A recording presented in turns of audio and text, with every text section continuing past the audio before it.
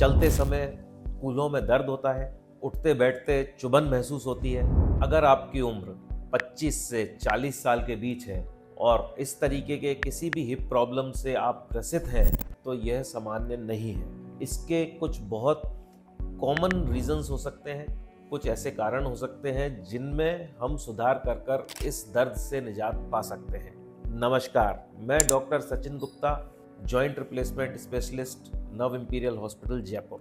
आज मैं उन बिल्कुल कॉमन कारणों की चर्चा करूंगा जिसकी वजह से यंग एज के अंदर हिप पेन हो सकता है।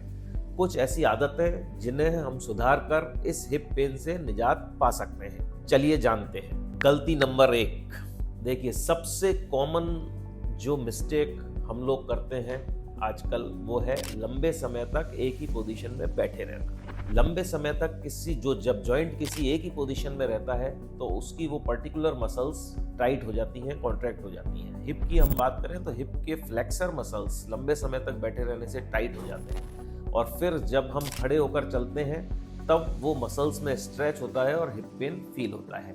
तो लंबे समय तक एक ही पोजीशन में ना बैठे रहें, थोड़ी थोड़ी देर में उठकर अपने हिप जॉइंट को स्ट्रेच करते रहें। केवल एक इस छोटे से तरीके से काफ़ी हद तक आप इस पेन से राहत पा सकते हैं। गलती नंबर 2, बॉडी इम्बैलेंस।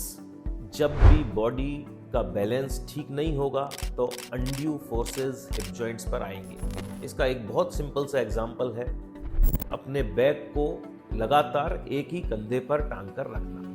इससे एक तरफ के हिप मसल्स टाइट हो जाते हैं, दूसरी तरफ के स्ट्रेच होते हैं और एक इम्बैलेंस की वजह से लेटरल हिप पेन रह सकता है, जिसमें बहुत सिंपल इसको अवॉइड करने का तरीका है कि हम अपने ऑल्टरनेट शोल्डर्स पे उस बैग को शिफ्ट करते रहें और सप्ताह में कम से कम 2 या 3 बार हम लेटरल लेग रेज और स्ट्रेचिंग एक्सरसाइज जरूर करें। तीसरी एक कॉमन मिस्टेक, अचानक वर्कआउट करना।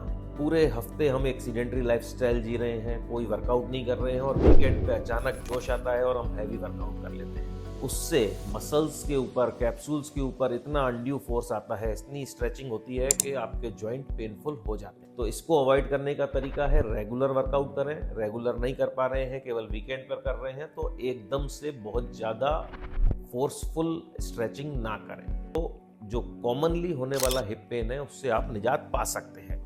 इनमें सुधार करने के बाद भी अगर हिप पेन कंटिन्यू है या ज़्यादा परेशान आपको कर रहा है तो ज़रूर स्पेशलिस्ट से मिलें और अपना आगे एवेल्युएशन या चेकअप करवाएं।